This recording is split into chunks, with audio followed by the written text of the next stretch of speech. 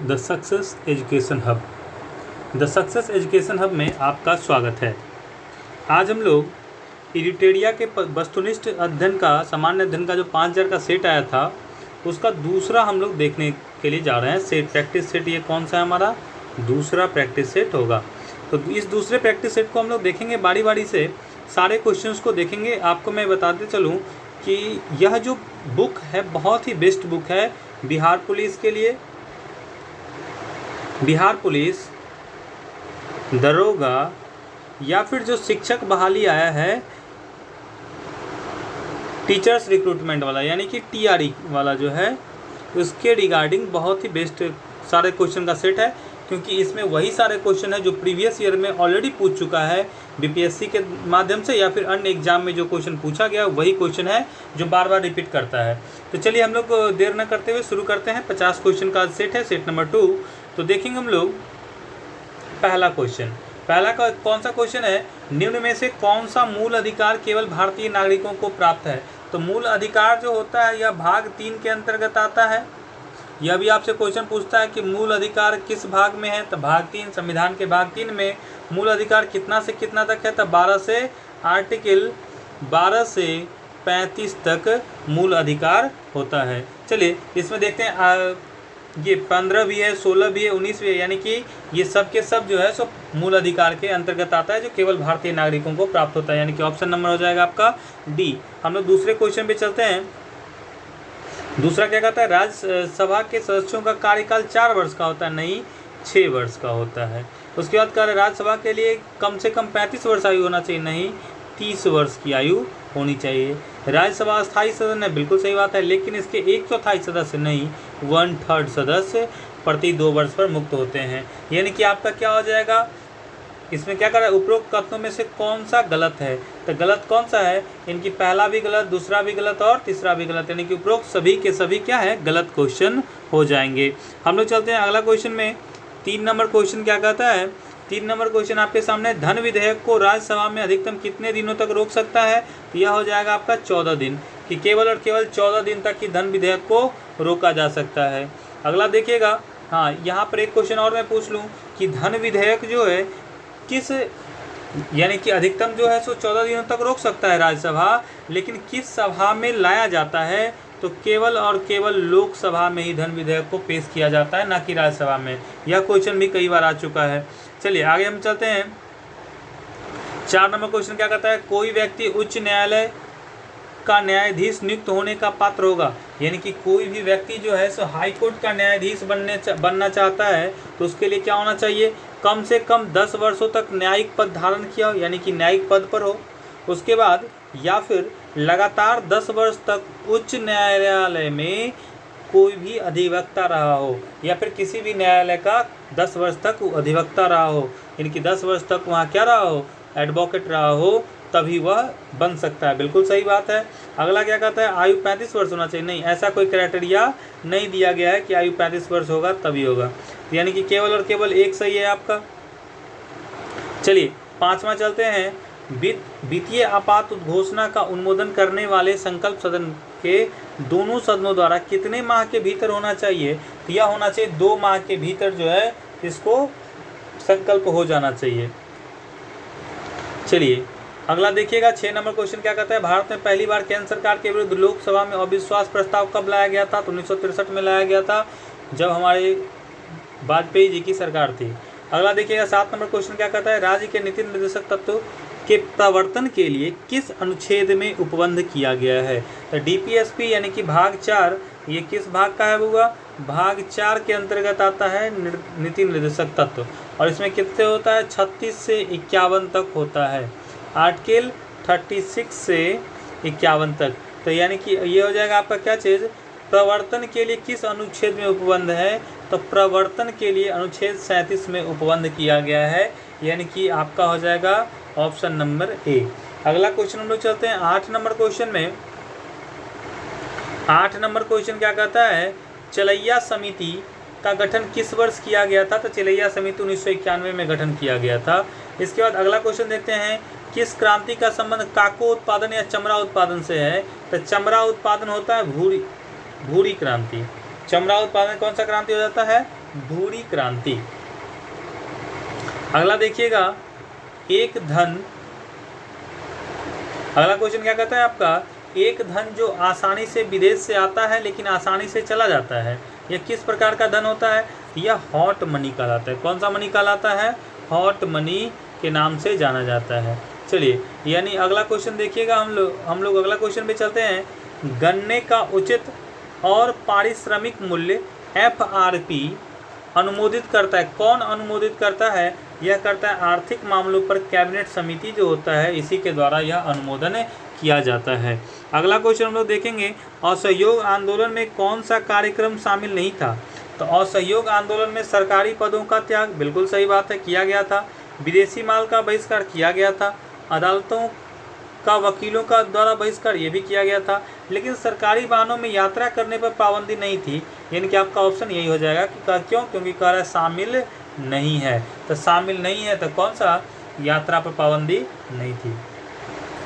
चलिए अगला देखिएगा, डांडी मार्च की समाप्ति कब हुई थी? 6 अप्रैल 1930 को हुई थी। यह कई बार पूछ चुका है, VVI क्वेश्चन है। डांडी मार्च शुरू कब हुआ था? तो 12 मार्च 1930 से शुरू हुआ था। ये स्टार्टिंग है और ये क्या है? इंड है। ठीक है, 12 मार्च 1930 को शुरू हुआ था और 6 अप्रैल 1930 को समाप्त हुआ था। अगला चलते हैं हम लोग, गांधी के जीवन काल में घटी घटनाओं का कालक्रम सही नहीं है। तो कौन सा कालक्रम जो सही नहीं है? तो इसका देखेंगे हम लोग, चौरी चौरा 5 फरवरी 1922 को हुआ था, बिल्कुल सही बात है। द्वितीय गोलमेज सम्मेलन 7 सितंबर 1931, यह भी सही है।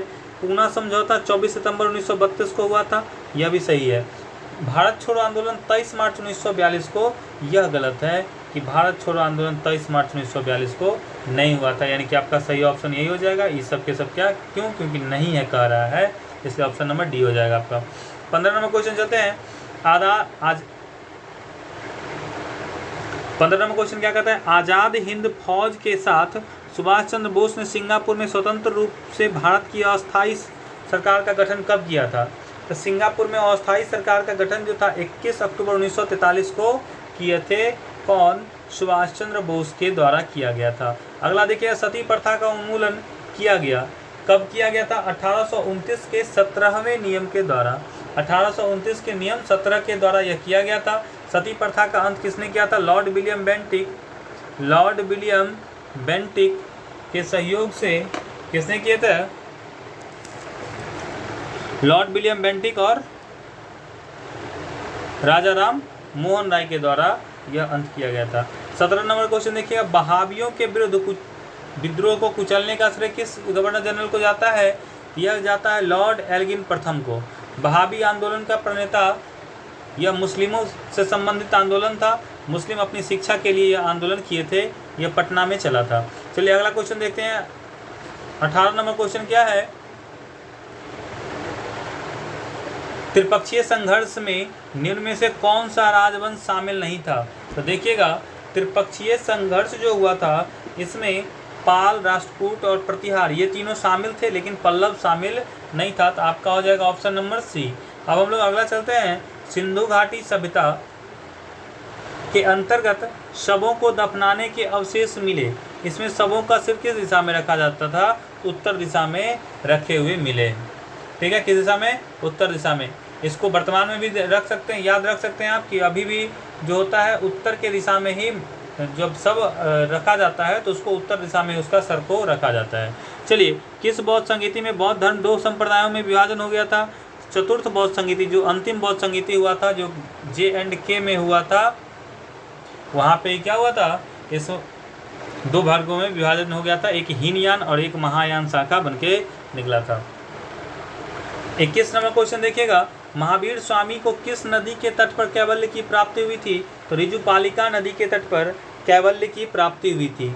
चलिए अगला क्वेश्चन है, आजीवक संप्रदाय के संस्थापक निम्न में से कौन थे? तो आजीवक संप्रदाय के जो संस्थापक थे मखली पुत्र थे। कौन थे? मखली पुत्र।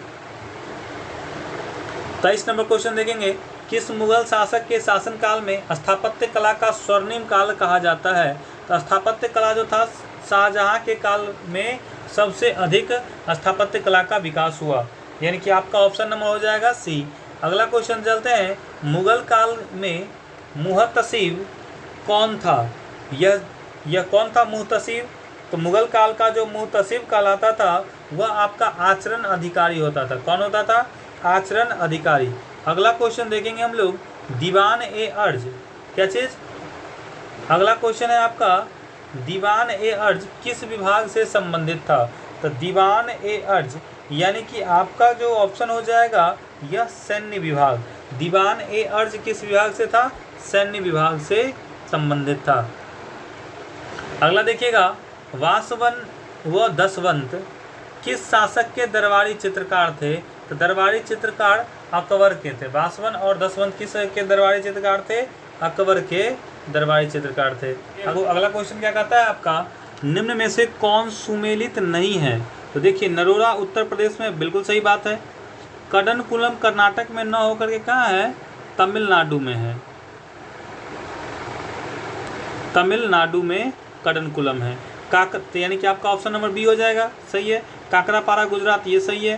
तारापुर महाराष्ट्र, ये भी सही है। केवल और केवल यही गलत है। चलिए अगला क्वेश्चन में चलते हैं। 28 नंबर, 38वीं समांतर रेखा किन दो देशों के मध्य गुजरता है? तो 38वीं समांतर रेखा जो है वह उत्तर कोरिया और दक्षिण कोरिया के बीच से गुजरता है।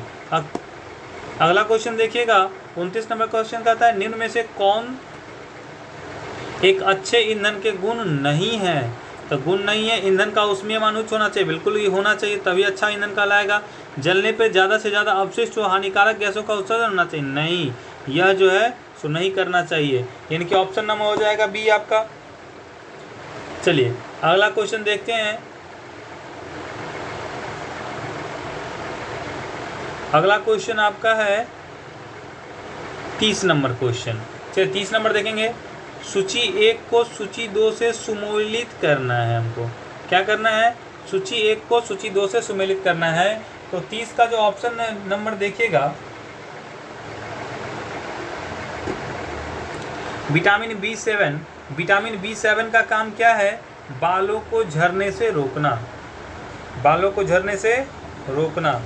उसके बाद देखिएगा विटामिन B12। विटामिन B12 का काम क्या है? प्रनासी अरक्तता होना। विटामिन ई का काम क्या है? बांझपन। विटामिन के रक्त का थक्का। इनके आप ऑप्शन मिला सकते हैं 3, 1, 4, 2, यानी कि ऑप्शन नंबर ए आपका राइट आंसर हो जाएगा। अगला क्वेश्चन देखिएगा, 31 नंबर क्वेश्चन क्या कहता है? तारों के मध्य दूरी ज्ञात करने की इकाई क्या है? तो तारों के मध्य जो दूरी ज्ञात करते हैं गैलेक्टिक इकाई में, किस में करते हैं? गैलेक्टिक इकाई में करते हैं। अगला क्वेश्चन देखिएगा, निम्न में से कौन सा रोग पुरुषों की तुलना में महिलाओं में बहुत कम होता है? तो महिलाओं में जो बहुत कम होता है वो होता है वर्णांधता की बीमारी। महिलाओं में वर्णांधता बहुत ही कम देखा जाता है, पुरुषों में ज़्यादा देखा जाता है। अगला क्वेश्चन देखिएगा, हीमोग्लोबिन लाल रक्त कोशिकाओं के अंदर का एक प्रोटीन है। क्या है? प्रोटीन है। वह यह निम्न में से किसका वहन करता है? तो हीमोग्लोबिन किसका वहन करेगा? तो यह आपके ऑक्सीजन का वहन करता है। अगला क्वेश्चन देखिएगा, 34 नंबर क्या कहता है? किसी पदार्थ को एक अवस्था से दूसरी अवस्था में बिना तापमान में बदलाव के परिवर्तन के लिए ऊष्मा की आवश्यकता होती है। ऊष्मा की जो मात्रा होती है वह गुप्त ऊष्मा कहलाता है। यानी कि एक अवस्था से दूसरे अवस्था में परिवर्तन के लिए बिना उसके टेम्परेचर में परिवर्तन किए जो हम लोग उसके अवस्था में परिवर्तन करते हैं, क्या कहलाता है? गुप्त ऊष्मा कहलाता है। अगला क्वेश्चन हम लोग देखेंगे 35 नंबर क्या कहता है?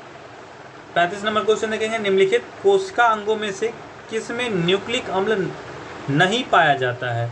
तो न्यूक्लिक एसिड नहीं पाया जाता है किसमें? तो जीव द्रव में न्यूक्लिक एसिड नहीं होता है।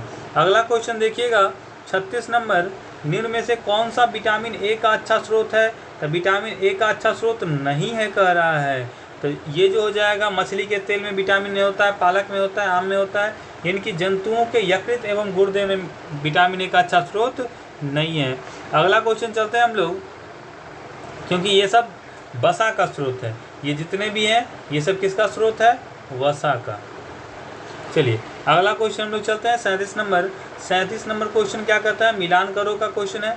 चलिए देखिएगा गौर से, कह रहा है मिलान कीजिए। तब प्रतिरोध को हम लोग मापते हैं ओम में, ठीक बात है। विद्युत प्रवाह को किस में मापते हैं? तो विद्युत प्रवाह को हम लोग एम्पियर में मापते हैं, बल को हम लोग न्यूटन में मापते हैं, पावर को वाट में मापते हैं। यानी कि आपका हो जाएगा ऑप्शन नंबर बी, 1 का 4, उसके बाद 1 2 3। ठीक है, अगला हम लोग क्वेश्चन देखेंगे 38 नंबर। धातुओं में सबसे कम घनत्व वाला तत्व कौन सा है? तो वह लिथियम होता है। धातुओं में सबसे कम घनत्व वाला तत्व लिथियम होता है। अगला 39 नंबर क्वेश्चन देखिएगा, प्राकृतिक रबर के बारे में निम्न में से कौन सा कथन सही है? प्राकृतिक रबर के बारे में कौन सा कथन सही है? ठीक है, तब इसका क्या हो जाएगा? यह एक प्राकृतिक बहुलक है और इसमें लोचदार गुण होते हैं। यह बिल्कुल सही है, आपका option number A is right answer. 40 number question देखेंगे, किसी तत्व का रासायनिक गुण निम्न में से कौन सा तय करता है? तो रासायनिक गुण जो होगा किसी तत्व का, वह इलेक्ट्रॉन की संख्या के आधार पर ही उसके रासायनिक गुणों को तय किया जाता है। अगला क्वेश्चन हम लोग चलेंगे, देवप्रयाग किन नदियों का संगम स्थल पर स्थित है? तो देवप्रयाग जो है भागीरथी और अलकनंदा के संगम स्थल पर स्थित है। यह कहाँ है? देवप्रयाग उत्तराखंड में है, उत्तराखंड में है। यानी कि कहाँ पे? तो भागीरथी और अलकनंदा के संगम स्थल पर स्थित है। अगला क्वेश्चन चलते हैं, निम्न में से किस राज्य में से कर्क रेखा बीचों बीच गुजरती है? तो बीचों बीच कर्क रेखा कहाँ से गुजरती है? तो यह हो जाएगा आपका मध्य प्रदेश। मध्य प्रदेश से कर्क रेखा बीचों बीच गुजरती है। उसके बाद अगला क्वेश्चन चलते हैं, निम्नलिखित में कहाँ सर्वाधिक जैव विविधता पाई जाती है? तो जैव विविधता सबसे अधिक जो पाया जाएगा वो आपका पाया जाएगा उष्णकटिबंधीय वर्षा वन में जैव विविधता सबसे अधिक पाई जाती है। अगला 44 नंबर देखिएगा, निम्नलिखित में से कौन सुमेलित नहीं है? तो सुमेलित नहीं है, तो यानी कि इसका जो ऑप्शन हो जाएगा बांधवगढ़ राष्ट्रीय उद्यान मध्य प्रदेश में, ये तो है ही। बांदीपुर कर्नाटक, सिमलीपाल उड़ीसा, ये सही है। रोहिला राष्ट्रीय उद्यान गुजरात में नहीं है, यानी कि ऑप्शन नंबर आपका हो जाएगा बी। 45 नंबर क्वेश्चन चलिएगा, निम्न में से कौन शीत महासागरीय जलधारा नहीं है? निम्न में से कौन शीत महासागरीय जलधारा नहीं है? तो कौन सा शीत महासागरीय जलधारा नहीं है? अलगुहास। क्या हो जाएगा? अलगुहास जो है शीत महासागरीय जलधारा नहीं है, बाद बाकी शीत महासागरीय जलधारा है। 46 नंबर क्वेश्चन क्या कहता है, किस नदी को दक्षिण भारत की गंगा कहा जाता है? तो दक्षिण भारत की गंगा कावेरी नदी को कहा जाता है। दक्षिण भारत की गंगा किसको कहा जाता है? कावेरी नदी को कहा जाता है। 47 नंबर क्वेश्चन देखिएगा, प्रशांत महासागर क्षेत्र में रिंग ऑफ फायर किस लिए जाना जाता है? तो रिंग ऑफ फायर जो है यह आपका किस लिए जाना जाता है? तो यह जाना जाता है आपका भूकंप और ज्वालामुखी के लिए, यानी कि ऑप्शन नंबर आपका हो जाएगा बी इज राइट आंसर। अब हम लोग चलते हैं 48 नंबर क्वेश्चन। अब 3 क्वेश्चन और बच गया है। देखिए, निम्न में से कौन सा सुमेलित नहीं है? तो सुमेलित कौन सा नहीं है इसको देखेंगे हम लोग। टकला मकान चीन में है, बिल्कुल सही बात है। थार भारत में है, आटाकामा चिली में, लेकिन गिब्सन अफ्रीका में नहीं है, यानी कि ऑप्शन नंबर आपका डी इज राइट आंसर। प्रतिरोधक, अगला देखिएगा, अगला क्वेश्चन देखिएगा, प्रतिरोधात्मक तथा घर्षणात्मक बेरोजगारी क्या है? तो इसका जो हो जाएगा आपका ऑप्शन कि व्यवसाय रोजगार परिवर्तन की प्रक्रिया के दौरान श्रमिक व्यक्ति का कुछ समय के लिए बेरोजगार होना, यही आपका option number C is right answer. अगला क्वेश्चन हम लोग चलते हैं 50 नंबर, और यह आखिरी क्वेश्चन होगा इस सेट का। न्यूनतम समर्थन मूल्य एमएसपी के बारे में निम्नलिखित कथनों पर विचार करें। एमएसपी क्या है? तो यह जो होता है आपका न्यूनतम समर्थन मूल्य आर्थिक मामलों के मंत्रिमंडलीय समिति द्वारा प्रस्तावित की जाती है, बिल्कुल सही बात है। उसके बाद न्यूनतम समर्थन मूल्य कृषि लागत एवं मूल्य आयोग द्वारा अनुमोदित की जाती है, यह भी बिल्कुल सही बात है। इनकी आपका ऑप्शन नंबर हो जाएगा सी। क्यों? क्योंकि दोनों के दोनों सही है। तो इस तरीके से आज 50 क्वेश्चन का हम लोग सेट देख चुके हैं। तो यानी कि अब जो है सो कल हम पुनः आपके साथ उपस्थित होंगे सेट नंबर 3 के साथ। तो आप लोग डेली इस प्रैक्टिस सेट को एक सेट डेली आप याद कीजिए। इससे होगा क्या कि आपका बिहार पुलिस और दरोगा और साथ ही साथ टीआरई का जो एग्ज़ाम है टीचर रिक्रूटमेंट वाला, उसमें भी आपको क्या करेगा, बहुत हेल्प करेगा। मैक्सिमम क्वेश्चन आपको इसी सेट से देखने को मिल जाएंगे। इसी के साथ बहुत बहुत धन्यवाद।